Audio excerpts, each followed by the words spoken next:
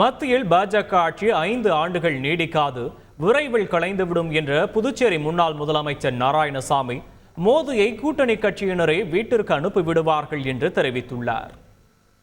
பிரதமர் நரேந்திர மோடி அவர்கள் 400 இடங்களுக்கு மேல் பெறுவோம் என்று சொன்னவர் இப்பொழுது 240 இடங்களுக்கு பாரதிய ஜனதா கட்சி வந்த பிறகு தார்மீக பொறுப்பேற்று ராஜினாமா செய்திருக்க வேண்டும். இந்த ஆட்சி குறைப்பிரசவமாகத்தான் இருக்கும்.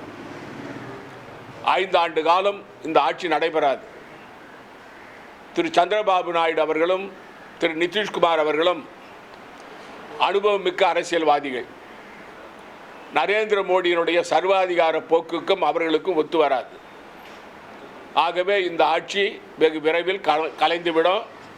நரேந்திர மோடியை அந்த கூட்டணி கட்சிகளை வீட்டுக்கு அனுப்பிவிடுவார்கள். செய்திகளை உடனுக்குடன் தெரிந்து கொள்ள உடனே சப்ஸ்கிரைப் பண்ணுங்க.